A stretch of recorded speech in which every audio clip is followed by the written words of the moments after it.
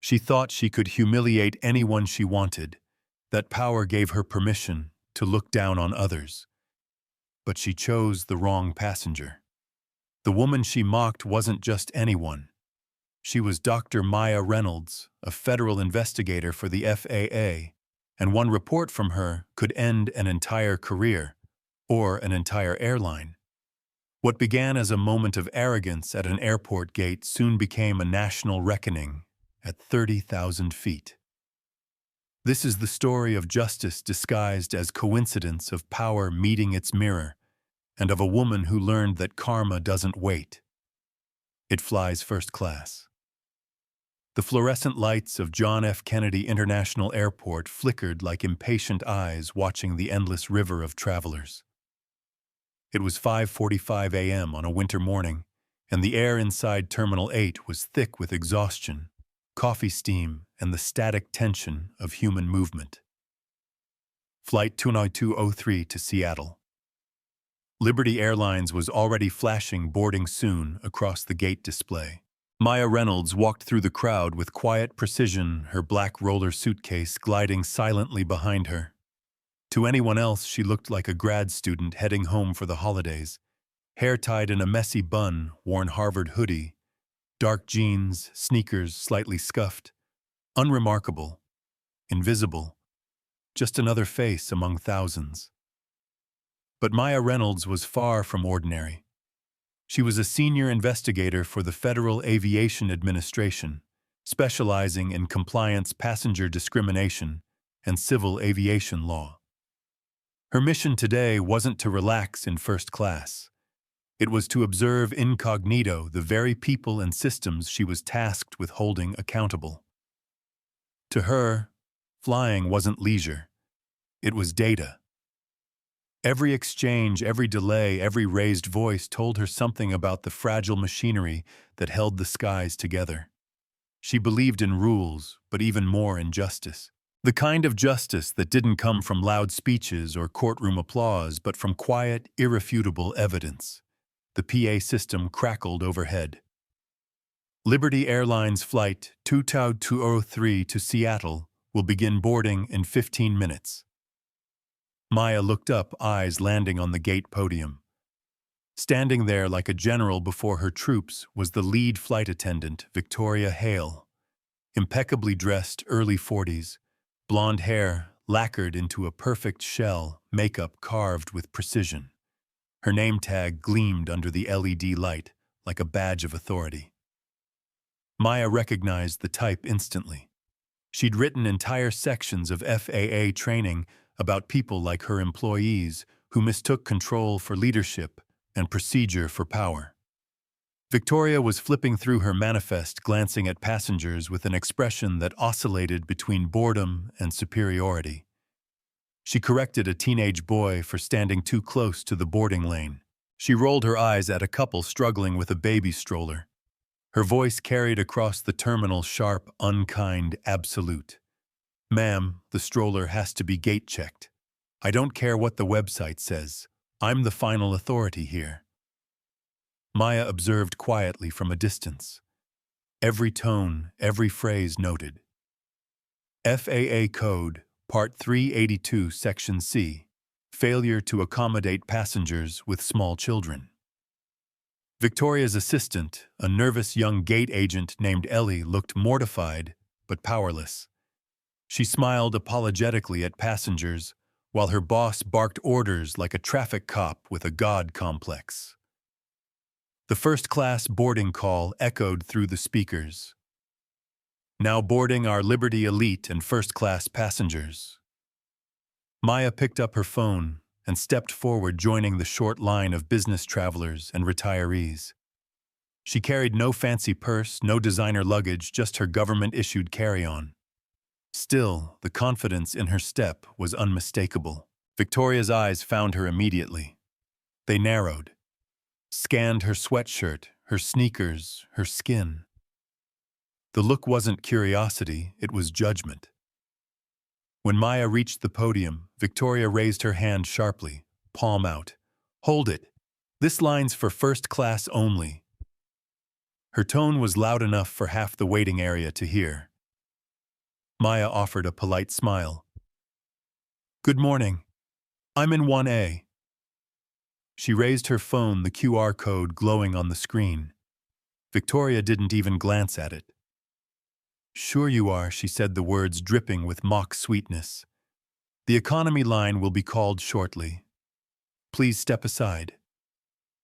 I'm not in economy, Maya replied calmly. I'm in first class. Seat 1A. You can scan to confirm. I don't need to scan anything, Victoria snapped, her patience thinning. I can see who belongs here. A low murmur rippled through the line. A businessman behind Maya sighed audibly. Just scan it, lady. We'd all like to get on the plane sometime this year. Victoria shot him a glare that could freeze lava. Then she snatched Maya's phone, jammed it under the scanner beep. The screen flashed Reynolds Maya, 1A, Group 1. For a single glorious second, Victoria's mask cracked. Her face drained of color, then flushed red with fury. She had been wrong publicly, and worse, she had been challenged. She shoved the phone back.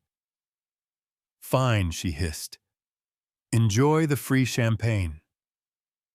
Maya met her eyes evenly. Thank you, I will. She walked down the jet bridge spine, straight, heartbeat steady. But under the calm exterior, something inside her smoldered. The humiliation hadn't stung because it was personal. It stung because it was predictable. Because she'd seen it happen 100 times to passengers who didn't have the power to fight back. She pulled out her small black notebook and wrote Gate 32B, pre-boarding incident, hostile employee conduct, profiling suspicion confirmed. She paused, tapping her pen. Potential escalation risk.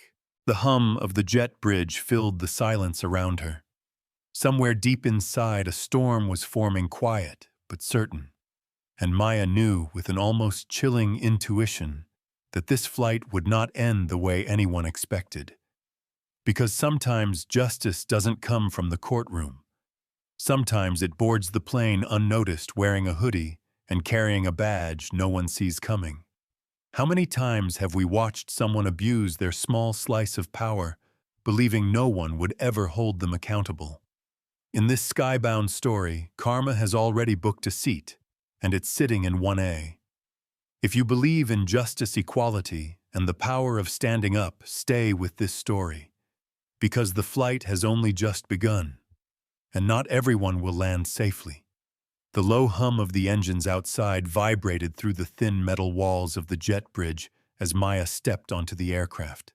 A rush of conditioned air greeted her, cold, sterile, and laced with the faint smell of disinfectant and burnt coffee. The flight attendant stationed at the door greeted passengers with mechanical smiles, except one, Victoria Hale, now in full control of her stage.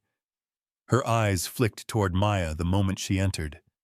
That smile, the kind trained in customer service but poisoned with ego, froze and hardened. Welcome aboard, she said, the words so cold they might have frozen mid-air. Maya gave a curt nod and moved toward the front cabin. The aisle felt longer than it was, the narrow space filled with the rustle of coats, the soft clinking of luggage handles, and the steady rhythm of a boarding routine. Every step Maya took, she could feel the woman's glare behind her, that watchful, condescending gaze of someone who believed they had been wronged, simply because they had been corrected. Seat 1A awaited her, a leather cocoon by the window, clean and quiet. Maya stowed her bag, neatly sat down, and tried to let her breathing find its rhythm again. She reminded herself, you're here to observe, not to react. Passengers trickled in, filling the cabin. Across the aisle, an elderly man adjusted his hearing aid. A few rows back, a mother soothed her toddler, whispering promises of snacks and cartoons. The atmosphere was ordinary, almost tranquil. But beneath that hum of routine tension pulsed like a quiet electrical current. Victoria passed by, checking compartments, offering polite greetings, all fake, all brittle. When she reached Maya's row, she paused longer than necessary, eyes sweeping the seatbelt, the carry-on the way Maya's ID tag peeked slightly from her bag. "Make sure your phone's on airplane mode before we close the door," she said, the tone unnecessarily sharp. "Yes, ma'am," Maya replied evenly. The plane filled, the door closed. The aircraft backed away from the gate, the world outside blurring, as dawn broke in streaks of orange and gold across the tarmac. 30 minutes later, the plane leveled at cruising altitude. The seatbelt light blinked off with a soft ding. Passengers' stirred headphones came out, screens flickered awake, and the aisles filled with that delicate ballet of trays and requests. Maya leaned back, jotting down quick notes on her tablet. She wrote with clinical detachment, "Gate interaction confirmed bias indicators moderate hostility. In-flight demeanor ongoing surveillance recommended." A sudden jolt interrupted her thoughts. The beverage cart slammed against her armrest. Victoria was there again, her face all business. "You'll need to move that tablet, please," she said curtly. "We'll be serving shortly." Maya closed the tablet without a word. Victoria continued down the aisle, her voice rising and falling, sometimes polite, sometimes cutting. She snapped at a man for asking for sparkling water instead of still. She chastised a teenage boy for not taking off his headphones. Her authority wasn't being used to maintain order. It was being used to remind everyone that she had it.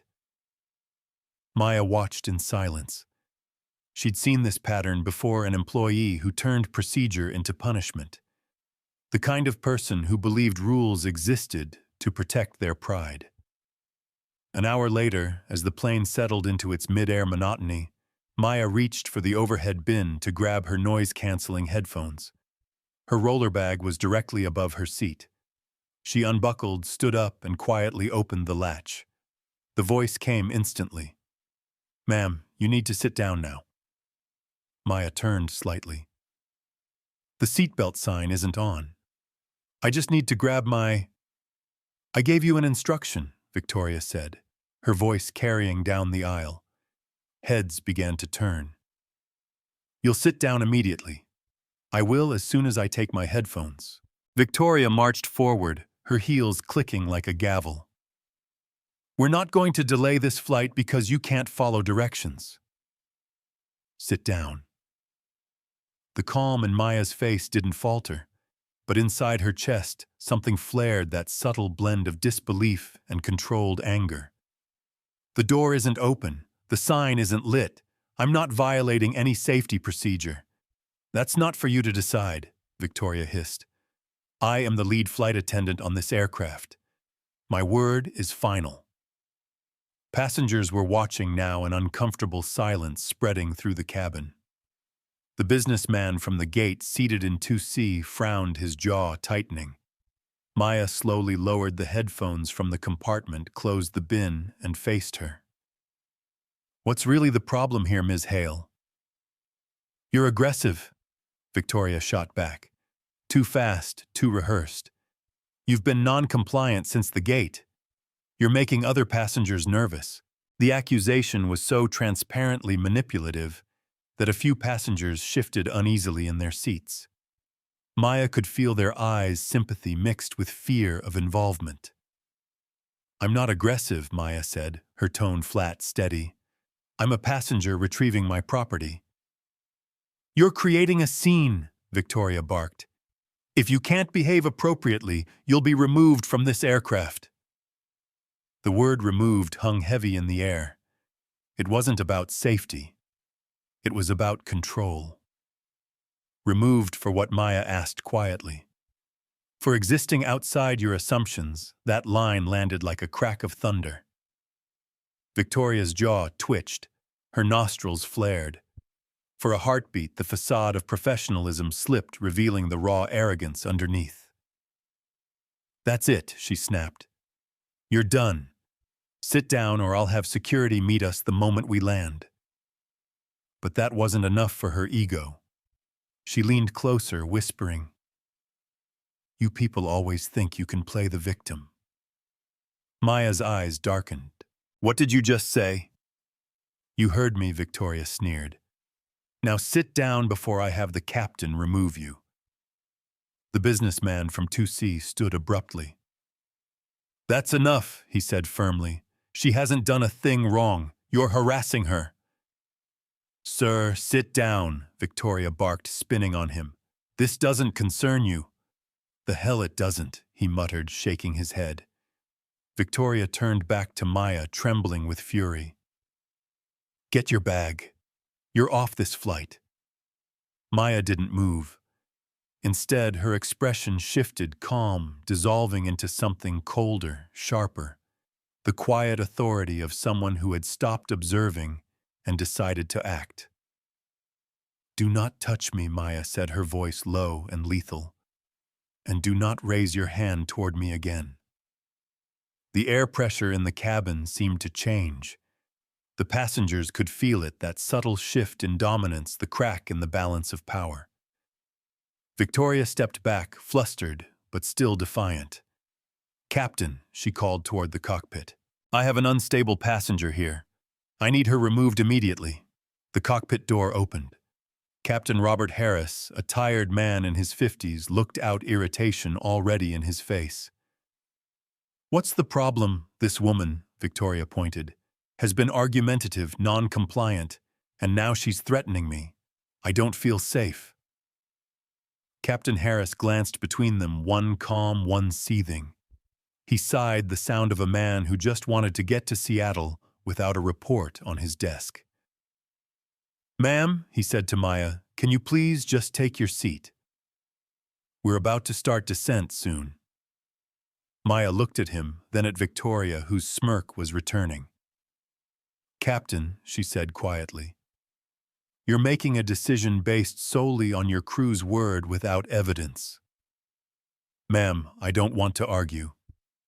"Neither do I," Maya said. "But what you're about to do is unlawful." That sentence hung there, calm, factual, terrifying in its precision. The captain blinked, uncertain. Victoria crossed her arms, triumphant. "Fine," he muttered. "Ma'am, I'll have to ask you to step off the plane when we land. We'll rebook you on the next available flight." "Understood," Maya said, voice neutral. She picked up her roller bag, her movements unhurried, deliberate. The other passengers watched as she walked down the aisle, the humiliation echoing louder than any engine noise. Victoria followed her, whispering, as they reached the door. "Enjoy your walk of shame." Maya didn't respond. But as the jet bridge door opened, her hand brushed the inside of her coat, where a small black leather wallet rested. The embossed golden seal within seemed to pulse faintly under her fingertips. For now she stayed silent. But the balance of power had already begun to shift. The woman who thought she ruled the skies was about to discover what it felt like to fall. The jet bridge was colder than it should have been. Metal walls humming lights, the faint echo of murmured voices leaking from the cabin. Maya stood in the middle of it, her roller bag by her side, the humiliation burning through her veins like jet fuel. Behind her, the aircraft door remained open, and at its threshold stood Victoria Hale, arms folded, chin tilted, a queen who had won her petty war. "Have a nice walk back to economy, sweetheart." Victoria sneered, her voice low but razor sharp. Maya turned her head slightly, meeting her eyes with unsettling calm. "You should be careful what you celebrate," she said softly. "The landing's always harder than the takeoff." Victoria's smirk deepened. "Save the philosophy for your blog. You're done here." The gate agent at the other end of the bridge, young Ellie, watched helplessly, her lips pressed together. She looked like she wanted to intervene, but fear anchored her in place. Maya began to move again, one steady step at a time. But just before she reached the gate, she stopped. Her tone was measured, polite. "Miss Hale," she called. Victoria rolled her eyes. "What now? I need my boarding pass back," Maya said. "The one you scanned earlier." "You have your phone," Victoria replied. "You don't need a paper copy." I'd still like it returned. Victoria's annoyance snapped. You're not getting anything from me. You've already wasted enough of my time. Maya's expression didn't change. Her voice dropped lower. Are you sure about that? Something in her tone, a quiet authority, an unshakable certainty made the air shift. For the first time, Victoria hesitated. Why don't you just leave? She said, her confidence flickering. Maya took one step closer.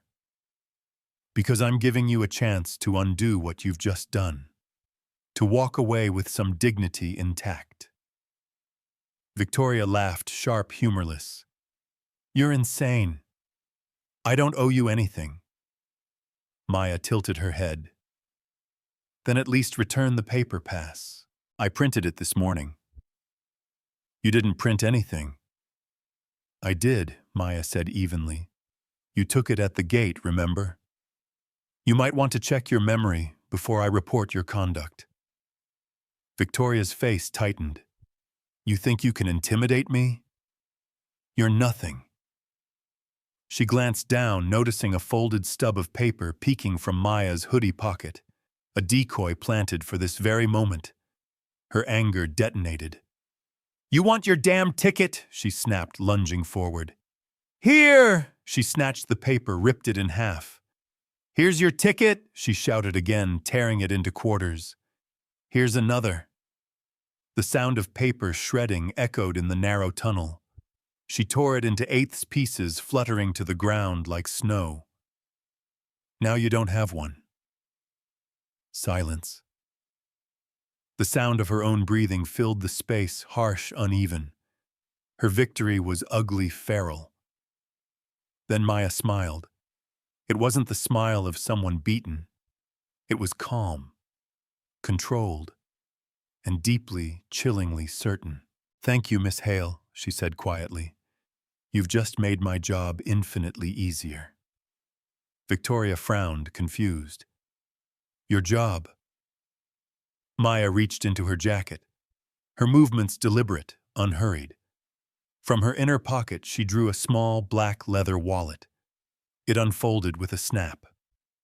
Inside gleamed the gold and blue seal of the Federal Aviation Administration, the United States Department of Transportation emblem glinting under the sterile light. My name is Dr. Maya Reynolds, she said clearly, her voice filling the jet bridge. Senior Compliance and Investigations Officer FAA, badge number 5112C. The words struck like thunder. Ellie froze at the gate hand covering her mouth. A couple of passengers lingering by the door gasped. Even Captain Harris, visible through the cockpit doorway, looked up in disbelief. Victoria's face drained of color. No, she whispered. No, you're lying. That's fake. I assure you it's not. Maya, replied, her tone crisp as glass. And as of this moment, you are the subject of an active federal investigation. Victoria staggered back, her hands trembling. You set me up, no, Maya said simply. You set yourself up. I just happened to be watching. She turned toward Ellie, her voice now firm, authoritative. Get your station manager on the line, name Robert Blake. Also contact airport security. Inform them this is an active FAA compliance investigation and they are to hold the aircraft at the gate until I say otherwise. Ellie scrambled to comply, her voice shaking as she made the call. Maya faced Captain Harris next. Captain, under federal authority, you are not to close that door or communicate with dispatch. This aircraft is now part of an official inquiry. The captain nodded quickly, his professionalism returning under the weight of her badge. Understood, ma'am. Then she turned back to Victoria. The power dynamic had inverted so fast, it left the air vibrating.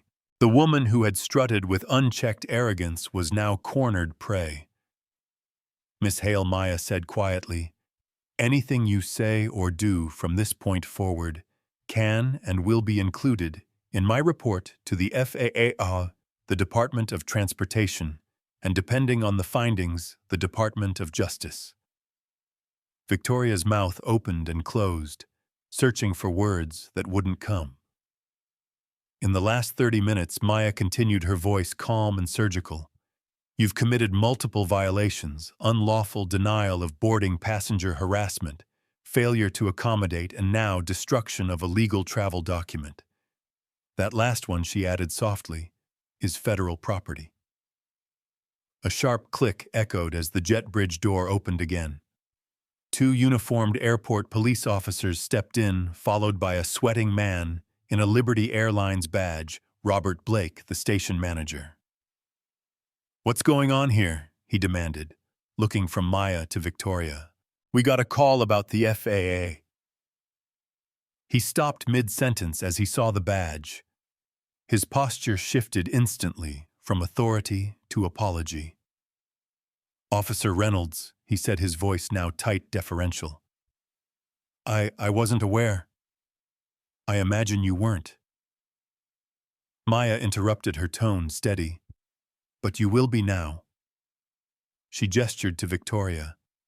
"Your lead flight attendant unlawfully denied boarding to a ticketed passenger based on discriminatory profiling, then destroyed official travel documentation." Blake turned to Victoria, horrified. "Please tell me this isn't true." Victoria looked at him, tears forming, voice cracking.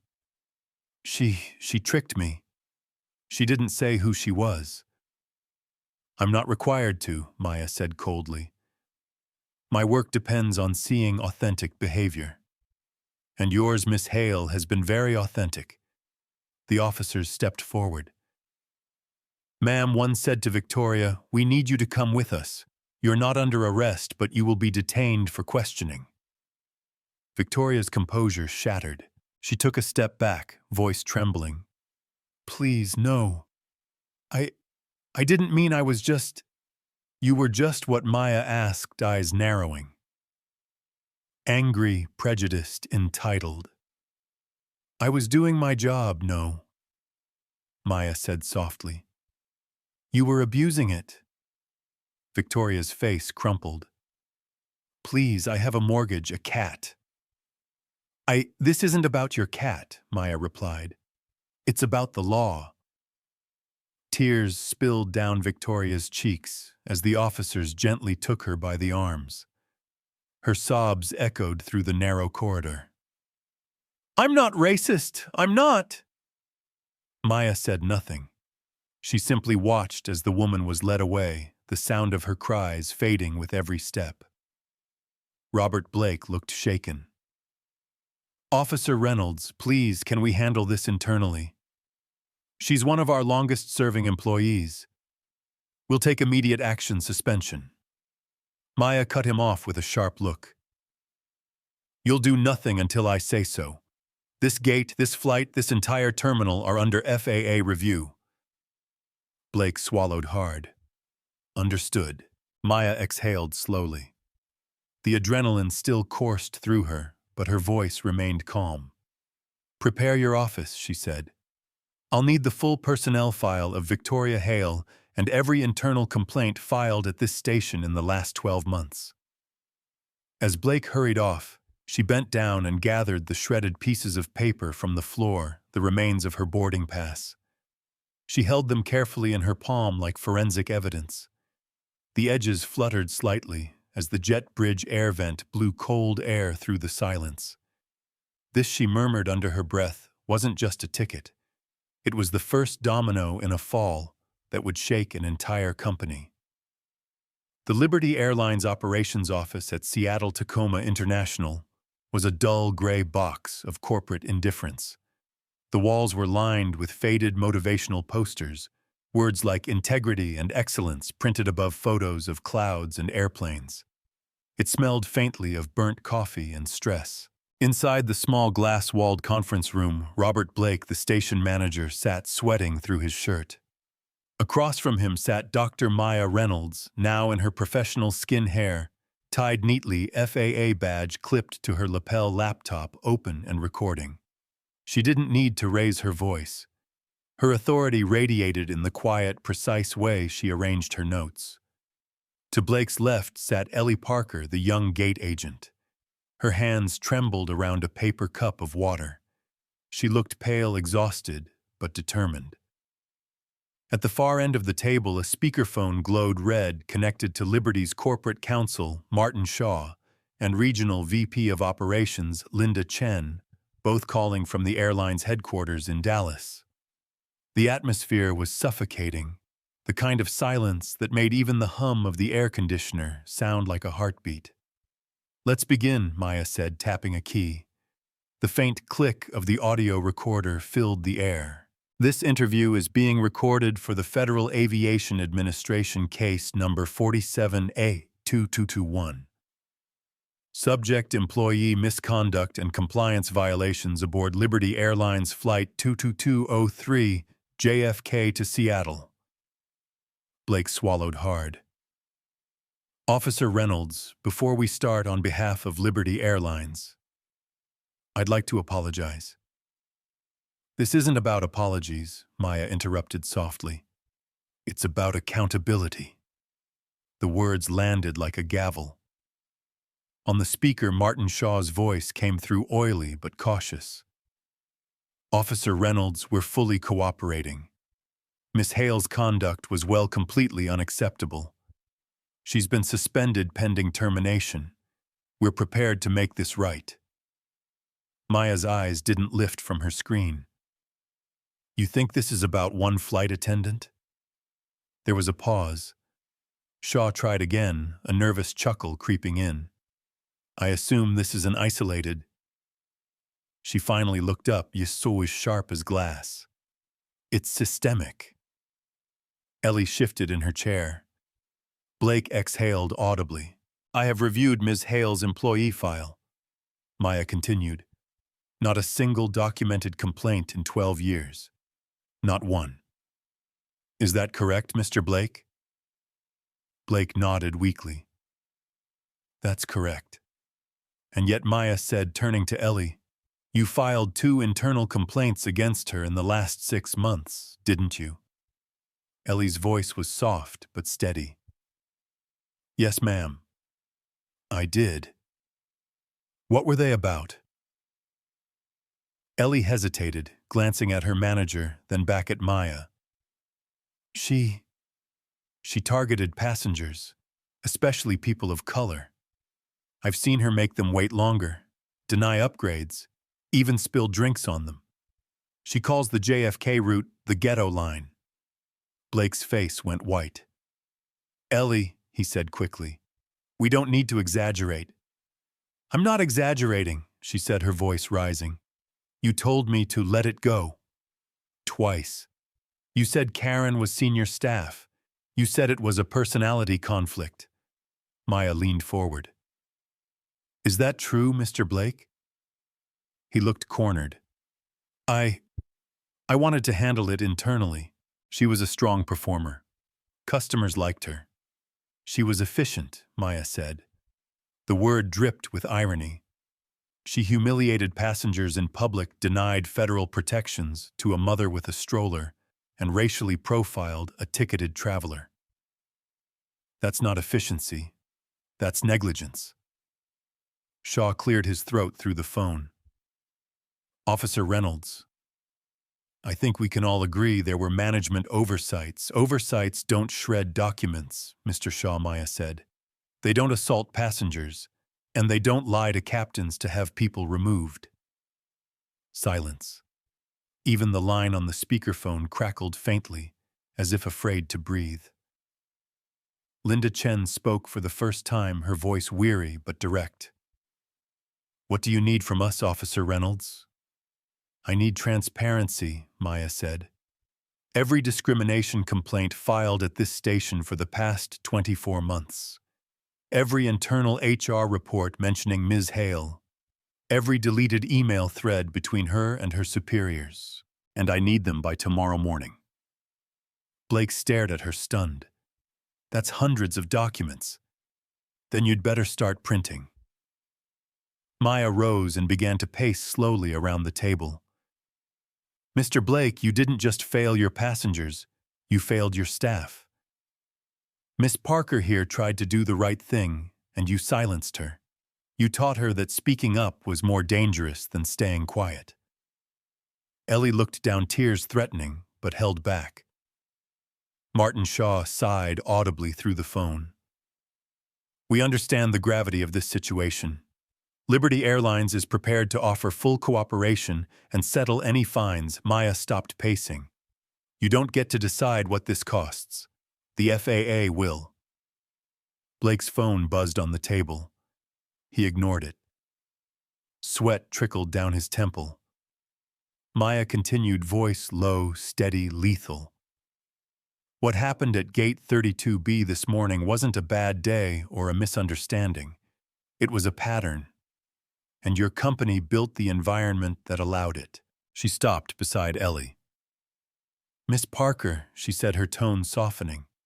You did the right thing by speaking up. You'll be cited as a cooperating witness. You'll be protected under the Whistleblower Protection Act. Ellie's lips parted in relief. Thank you, she whispered. Don't thank me, Maya said quietly. Thank yourself for not looking away. On the phone, Martin Shaw's voice grew strained. Officer Reynolds, if this becomes public... It already is, Maya interrupted. There were passengers filming the jet bridge. You'll see it on the news before sunset. Blake's face drained again. Oh, God. Maya closed her laptop with a soft click. You should start preparing your public statement, Mr. Blake, and make sure it includes the phrase, federal cooperation.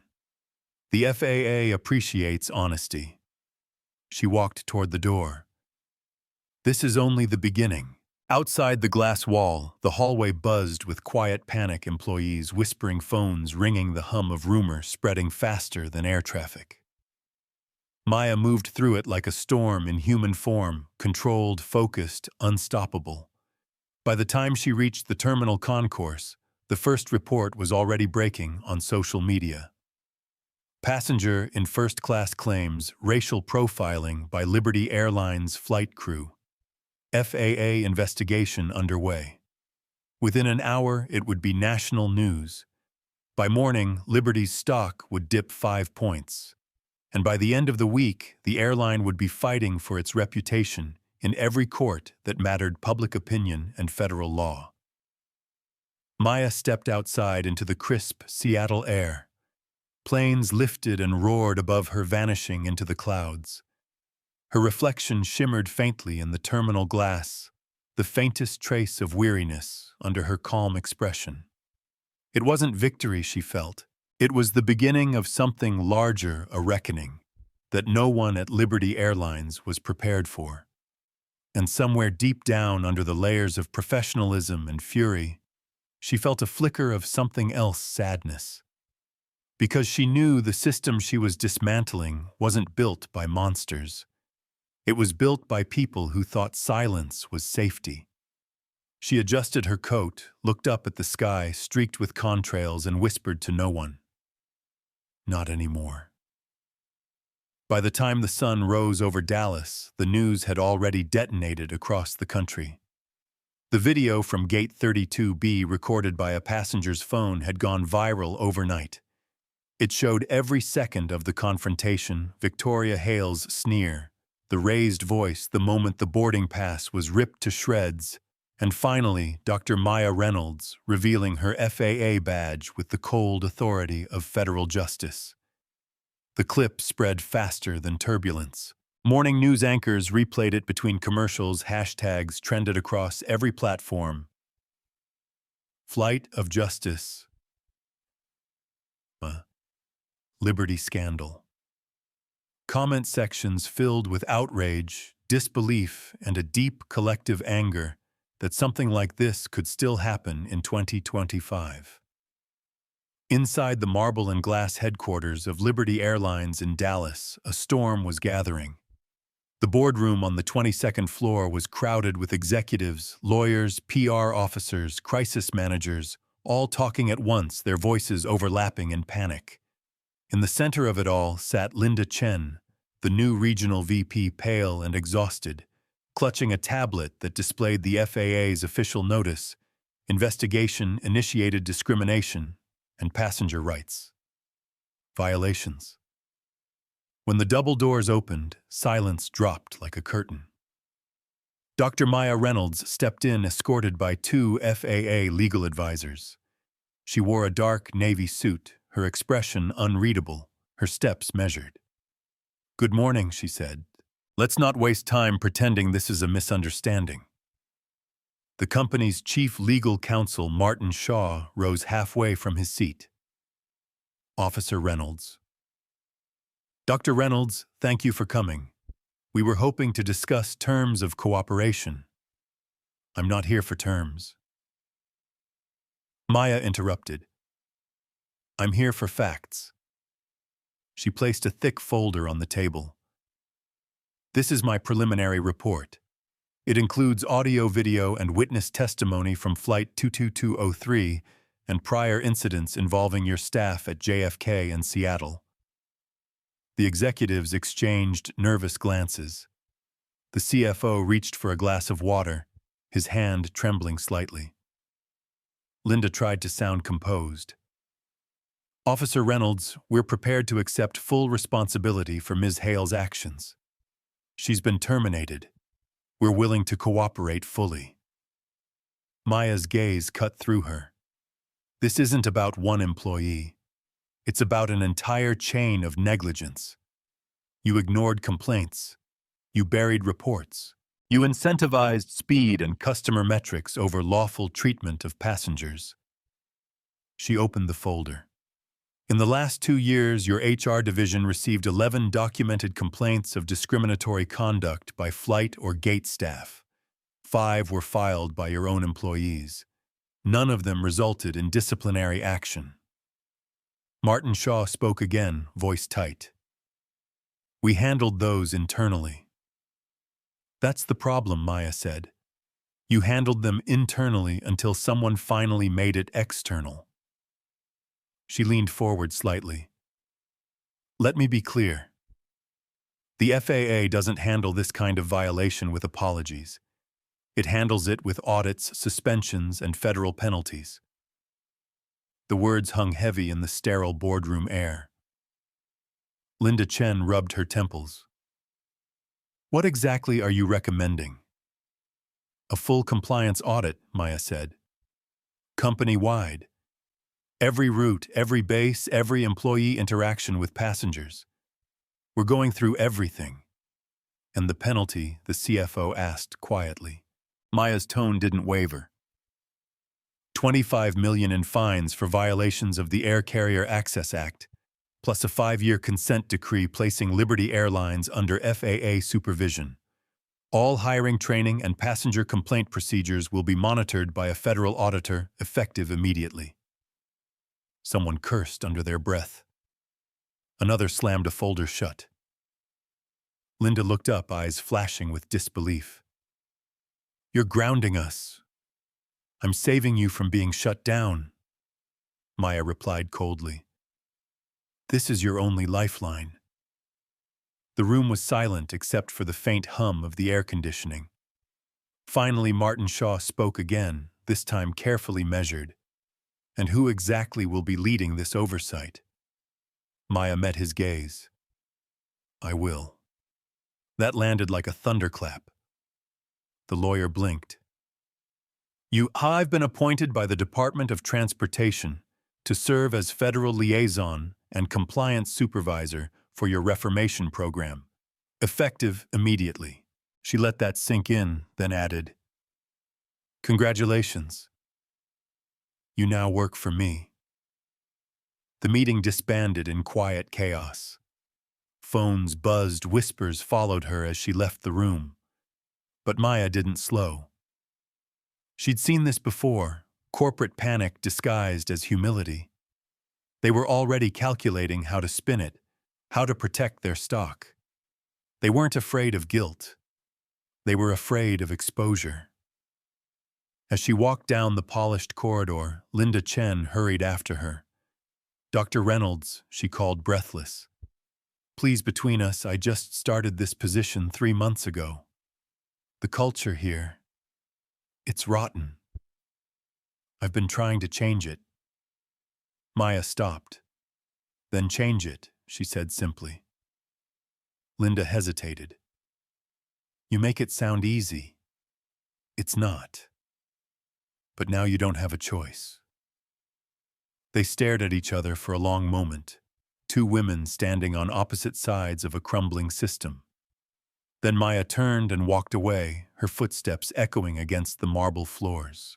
That afternoon, Victoria Hale sat in a sterile interview room at the Port of Seattle Police Department. The once impeccable flight attendant looked like a ghost. Eyes puffy makeup, streaked hands trembling. Across from her sat a uniformed investigator taking notes. You are not under arrest, the officer said, but you are being formally debriefed for federal review. Victoria nodded numbly, tears welling again. I didn't mean to. I didn't think she was a plant, wasn't she? Some kind of trap. The officer didn't respond. He just kept writing. I wasn't, she choked out. I wasn't being racist. I was just enforcing rules. The officer paused his pen. You tore up a passenger's boarding pass and called security on someone who complied with every instruction. On camera. You realize that? Her voice broke. I lost everything. Outside the glass, Maya watched from the observation room, arms crossed. She didn't feel satisfaction, only a grim clarity. Justice wasn't about vengeance. It was about consequence. She turned to the junior agent beside her. Make sure she's processed correctly. She'll lose her certification permanently, but no further action until DOJ review. Yes, ma'am. As Maya walked away, her phone buzzed with another alert, an email forwarded from the FAA Communications Office, subject media inquiry, Liberty Airlines discrimination scandal. CNN requesting on-record statement regarding FAA investigation and employee termination. Confirm details. Maya sighed, stepping into the cold Seattle air. The sky was steel-gray clouds, heavy like bruises. Reporters were already waiting by the terminal doors. Microphones pointed, cameras flashing. Dr. Reynolds, over here, is it true, Liberty? Airlines is facing a record fine. Will criminal charges be filed?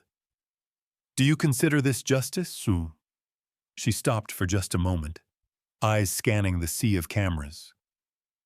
Justice, she said quietly, isn't a headline. It's a process. Then she walked past them, vanishing into the crowd. By evening, the FAA's official press release hit every network. Following an incident of discriminatory misconduct aboard Liberty Airlines Flight 2203. The FAA has imposed the largest penalty in the agency's history for violations of passenger rights and civil aviation law. The carrier will enter into a 5-year consent decree overseen by Dr. Maya Reynolds, Senior FAA Compliance Officer. The story dominated the news cycle for days. Stock prices plummeted. Sponsors withdrew. And for the first time in its history, Liberty Airlines was forced to ground an entire fleet for retraining. Maya sat in her office that night, overlooking the Seattle skyline. Below, the city lights shimmered like fractured glass. On her desk, the shredded remains of her boarding pass lay sealed in a clear evidence bag, a quiet reminder of how quickly arrogance could ignite disaster. She leaned back, letting the fatigue settle into her bones. Somewhere in the distance, another plane took off its engines, roaring into the dark sky. For the first time in days, Maya allowed herself to breathe. The investigation was far from over, but one truth was now unshakable: justice, once set in motion, could never be grounded. 6 weeks had passed since the storm broke over Liberty Airlines, but the wreckage was still smoldering. The news cycle had quieted, but the consequences had not. The FAA's audit team had moved in like surgeons dissecting every department, every policy, every buried complaint. Entire floors of corporate offices in Dallas were empty, now human resources executives, dismissed public relations teams, dissolved compliance officers, reassigned or fired. Liberty's once proud logo, an eagle in flight, had become a symbol of disgrace. Late-night hosts mocked it.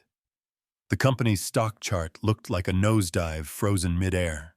The brand that once boasted, "We lift America higher," now inspired internet memes about how far arrogance could fall. Dr. Maya Reynolds watched it all from her temporary office inside the FAA's regional building, a sleek but soulless space overlooking the Potomac. Her days were long often spent in windowless rooms, full of binders, evidence logs, and trembling executives desperate to convince her their departments had nothing to hide. Justice, she was learning, was not a single event. It was a grind, a slow, relentless process that stripped people bare and forced them to see themselves as they really were. At night, when the city outside glowed in amber haze, she would sometimes think about the flight, about the smell of coffee and disinfectant, about Victoria Hale's eyes the moment she realized who she had insulted. Maya didn't replay it with satisfaction, but with something closer to sadness. Every act of justice left collateral damage, and sometimes even when it was deserved, it didn't feel clean. That morning, Linda Chen arrived unannounced at the FAA offices. She looked 10 years older, shoulders tense under her blazer. "You've been busy," she said as she stepped into Maya's office, eyeing the walls lined with charts and audit reports.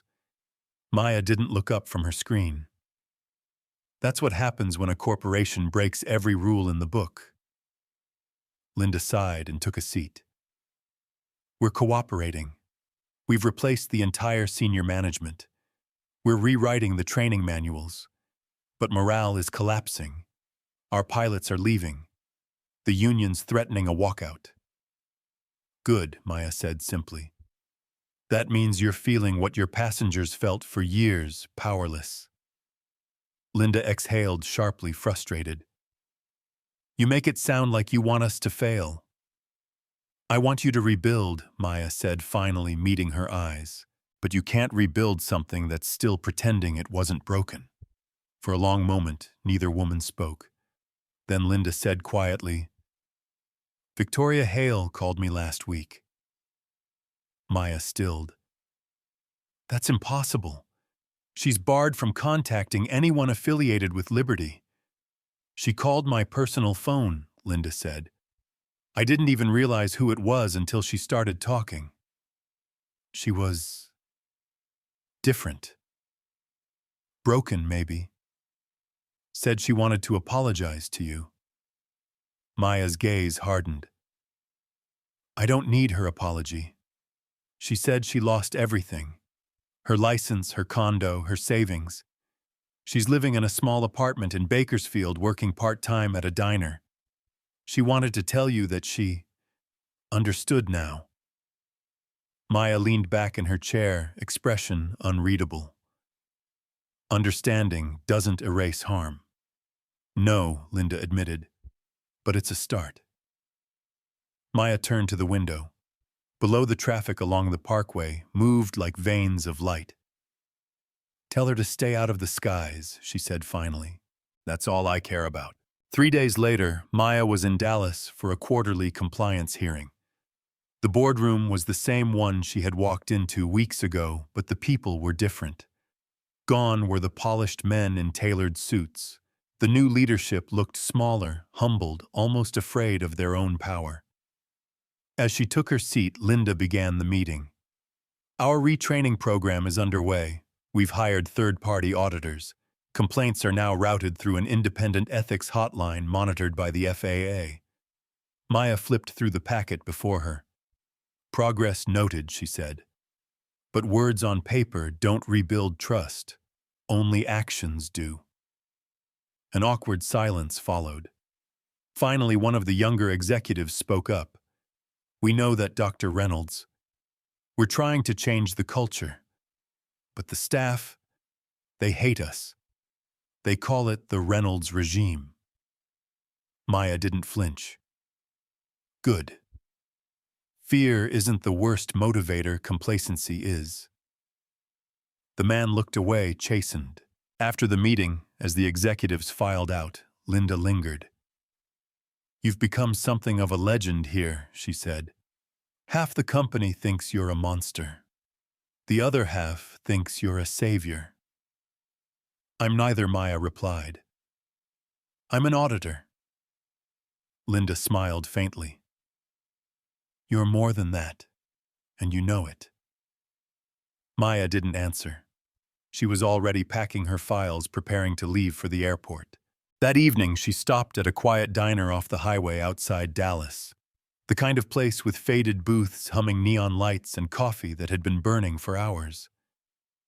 The waitress, a tired woman in her 40s, poured her a cup and offered a polite smile.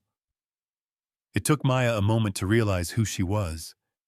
The hair was shorter, the posture humbler, but the eyes were unmistakable. Victoria Hale. For a heartbeat, neither woman spoke. Then Victoria's voice, hoarse and fragile, broke the silence. You shouldn't be here. I didn't know you worked here, Maya said evenly. Victoria gave a bitter laugh. That makes two of us. Life's got a sense of irony, doesn't it? She set down the coffee pot and slid into the booth across from Maya. Go ahead. Say it. Tell me I deserve it. Maya didn't move. You don't need me to say it. Victoria looked down at her trembling hands. I used to think I was in control. Every passenger, every flight, every rule, I thought it made me powerful. Turns out I was just small. Maya studied her. There was no trace of the venom, the arrogance, the brittle smile. Only exhaustion. I lost everything, Victoria continued softly. And for a while I told myself you ruined me. But the truth is, I did it myself. Maya said nothing. The clatter of dishes and low hum of conversation filled the silence between them. Finally, Victoria looked up, tears in her eyes. Do you ever feel like justice doesn't fix anything? Like it just leaves wreckage? Maya's expression flickered just for a second. Justice isn't meant to fix people. It's meant to stop the damage. Victoria nodded slowly. Guess that's something. When Maya stood to leave, Victoria caught her sleeve lightly. Dr. Reynolds, thank you. For what?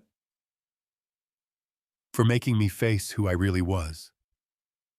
Maya looked at her hand, then at her face. You're welcome, she said quietly. But what you do next, that's on you. She walked out into the Texas night, the warm wind brushing against her face, carrying the faint scent of jet fuel from the nearby airport. Planes roared, overhead lights blinking against the dark sky. For the first time since the incident, Maya felt the weight of it all, the endless cycle of power, punishment, and redemption. Some would learn from it. Others would repeat it. But she knew one thing for certain: she would always be watching. 6 months later, the headquarters of Liberty Airlines gleamed like nothing had ever happened. The marble floors were polished to a mirror shine, the eagle logo had been redesigned into something softer, and the company's new slogan, Rebuilding Trust, One Flight at a Time, hung proudly in silver letters across the atrium wall. But beneath the surface, the air still smelled faintly of fear. Dr. Maya Reynolds walked through the revolving doors, her ID badge clipped neatly to her coat. Every employee who passed her gave a small, nervous nod, some lowering their eyes, others pretending to be busy. She had become a myth in this building, the woman who could ground planes with a single call, the ghost in the system. She wasn't here for an inspection today. It was supposed to be routine, a quarterly compliance review. But routine had a way of turning on her. Inside the executive conference room, Linda Chen was already waiting.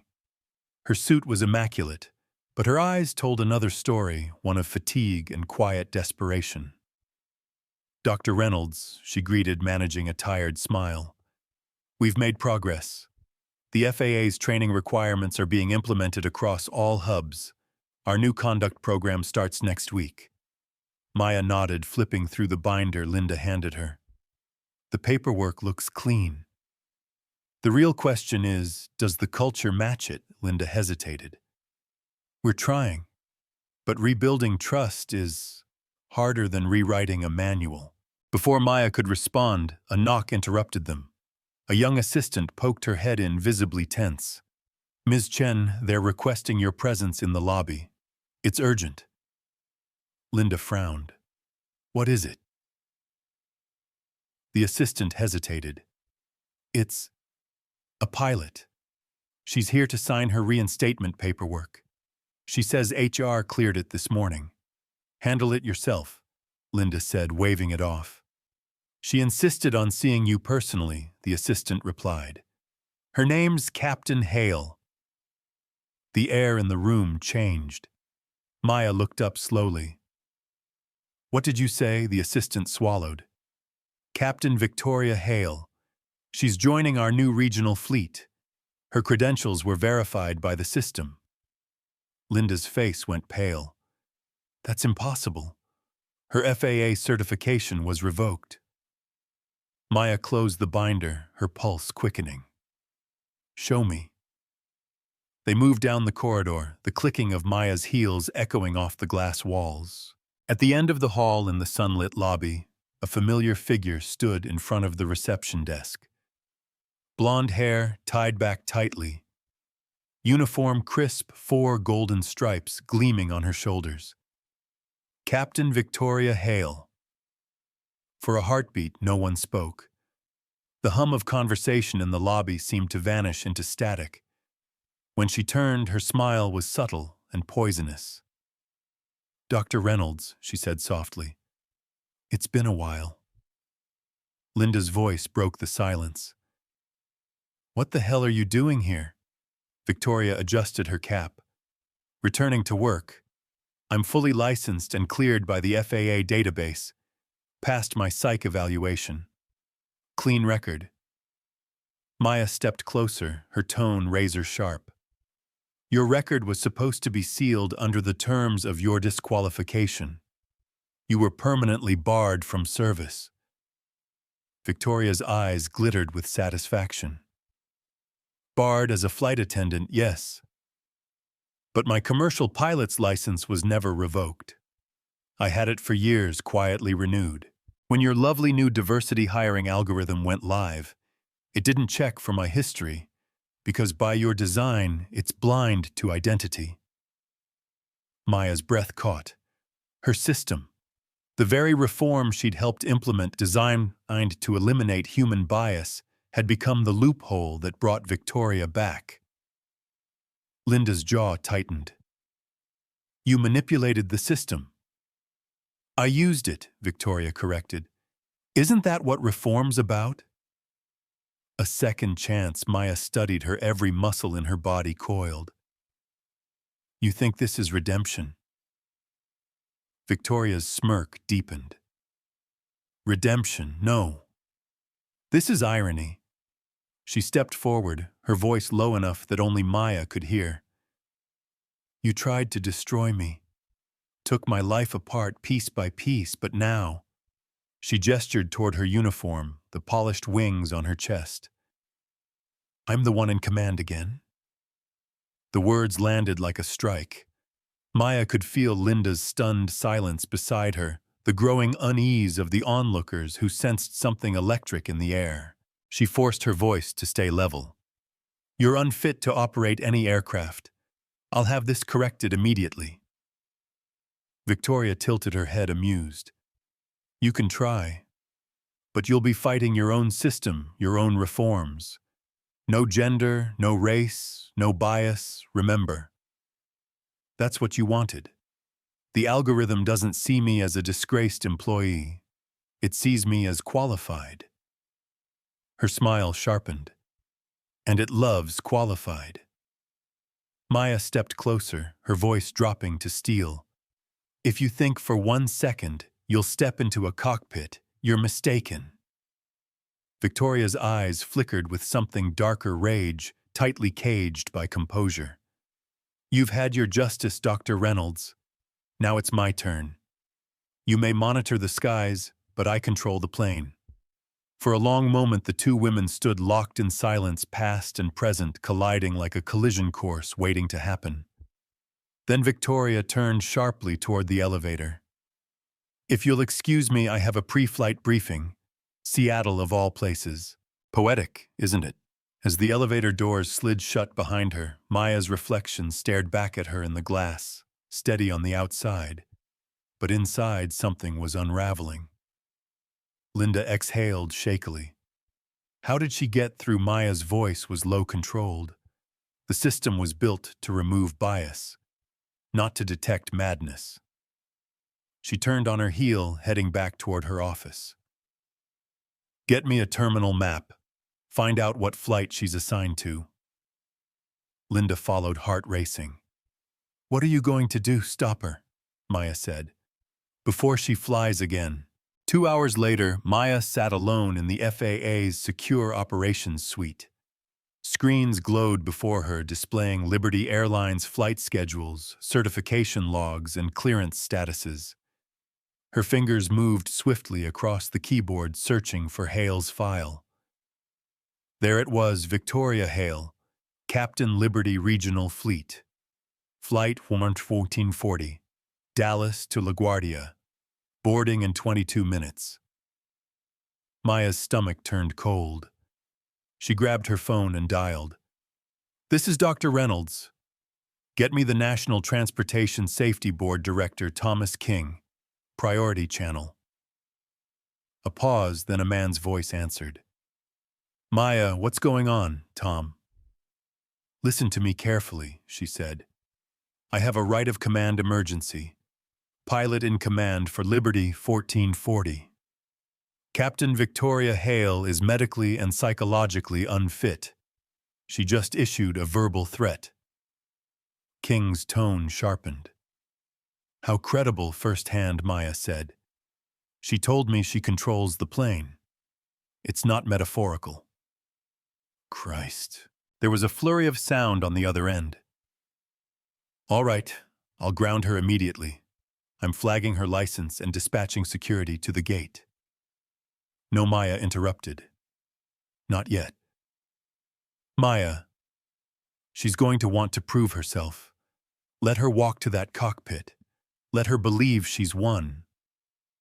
Her voice steadied. But I need people there when it happens. I need this public recorded undeniable. King hesitated. You're walking a fine line. I know, she said. But the last time she tore up a ticket. This time she wants to tear up the sky. Maya hung up, her pulse pounding. She grabbed her coat and headed for the terminal. As she exited the elevator, the airport stretched before her, a sea of passengers, luggage, and light. The intercom echoed faintly overhead. Now boarding Liberty Airlines Flight 1440 to New York LaGuardia. Final call for the flight crew. Maya's eyes found the gate sign D22. Her footsteps quickened. Somewhere beyond that gate, Victoria Hale was about to take her seat in the cockpit, believing she had finally outmaneuvered fate.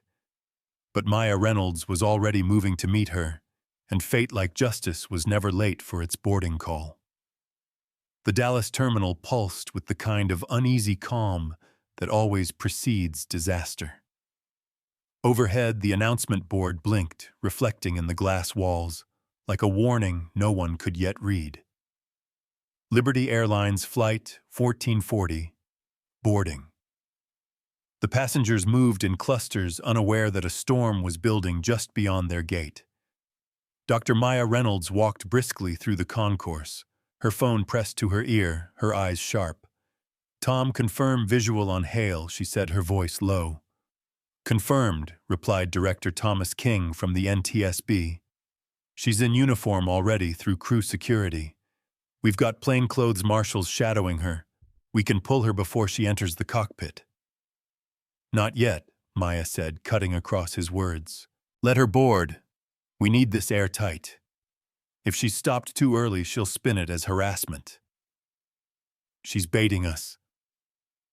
There was silence on the line, then King sighed. "Maya, you're playing with fire." "I know," she said. "That's the point." As she reached gate D22, the scene unfolded in slow motion. Passengers were filing into the jet bridge, flight attendants greeting them with brittle smiles. And there, standing by the entrance, was Captain Victoria Hale, composed radiant in her tailored pilot's uniform, every trace of her former disgrace erased by the illusion of authority. When their eyes met, something electric passed between them, recognition, rage, unfinished justice. "Well," Victoria said, smiling thinly, "Dr. Reynolds. You came to see me off." Maya stopped a few feet away. "This flight isn't leaving the ground." "Oh, I assure you it is," Victoria replied smoothly. "Passengers are boarded, crew's ready. I'm cleared by the FAA database, your database, ironically. It's poetic, isn't it?" Her voice carried through the gate area, drawing glances. People were listening now. Phones were recording. Maya's tone was calm, deliberate. "You manipulated the system. That's not poetry. That's pathology." Victoria's smirk deepened. "You can dress it up however you want, but you built the very machine that brought me back. Your blind compliance algorithm, no gender, no history, no bias. Congratulations, Doctor. You've made me invisible." Behind them, Linda Chen appeared, flanked by two men in dark suits, Liberty's new security chiefs. She whispered urgently, "We've confirmed her ID, Maya. Everything checks out. If we stop her without cause, we'll be in violation of our own rehiring statutes." "She is the cause," Maya said. "She threatened me directly. She said she controls the plane." Victoria's eyes flashed. "You really recorded that?" Maya lifted her phone, scrolling with her thumb. "Of course." She pressed play. Through the speakers came Victoria's voice from earlier that morning. "You may monitor the skies, but I control the plane." The sound echoed through the gate. Conversations died. Every nearby passenger turned. Victoria's composure cracked. "You can't use that. Texas is a two-party. Texas is a one-party consent state." Maya cut in sharply. "And I was on duty." "The NTSB has already verified the recording. You've just confirmed it's yours." For the first time, Victoria's mask of confidence wavered. Her jaw tightened, and her voice trembled with restrained fury. "You set me up." "No," Maya said, stepping closer.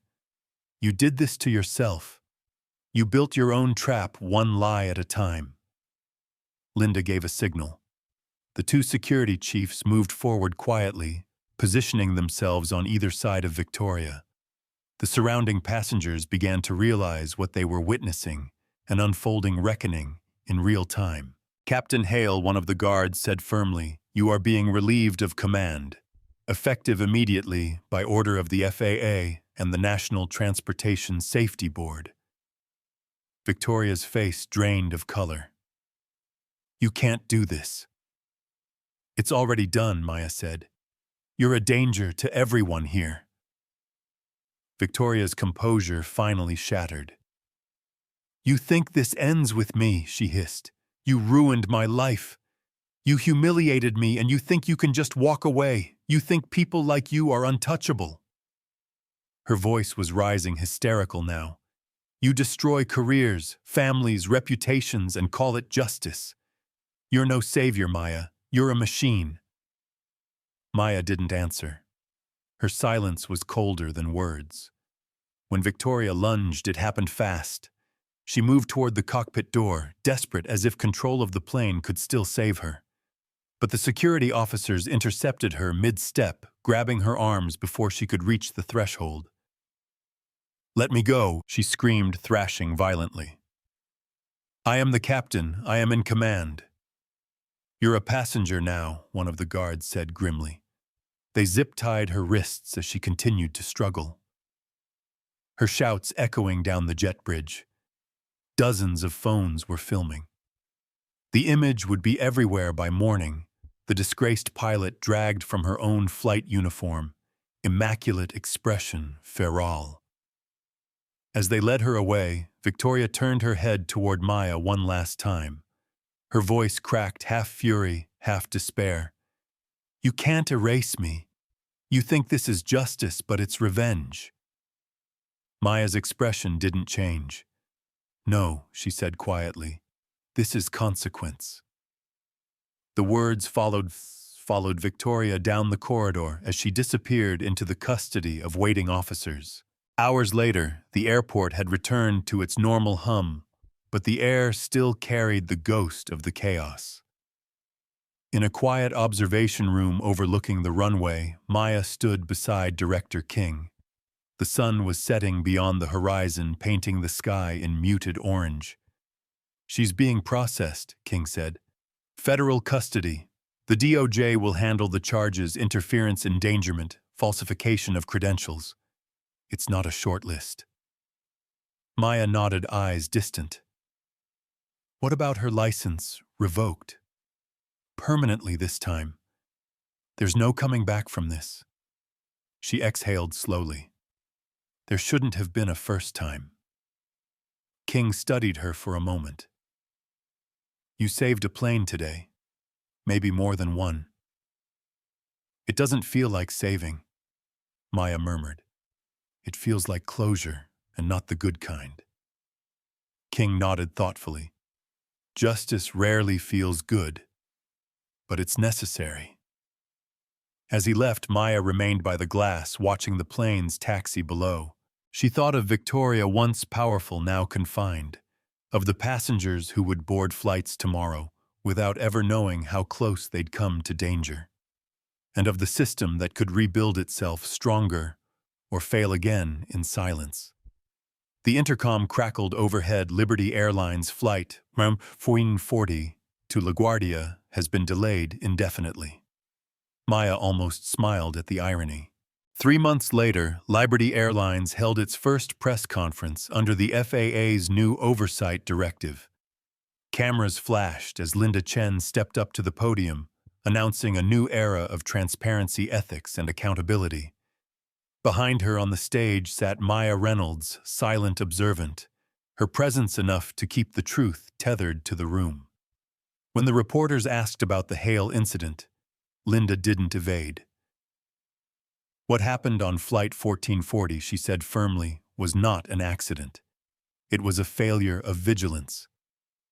We will not let it happen again." The crowd murmured, scribbling furiously. Afterward, when the cameras turned off, Maya slipped quietly out a side door and into the cool evening air. The airport lights glimmered in the distance like a constellation of second chances.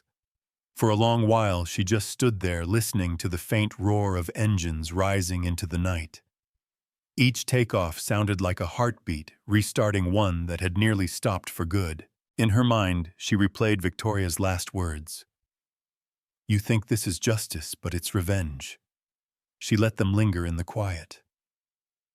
Then she whispered, not to anyone in particular, "Maybe justice and revenge look the same when they finally land."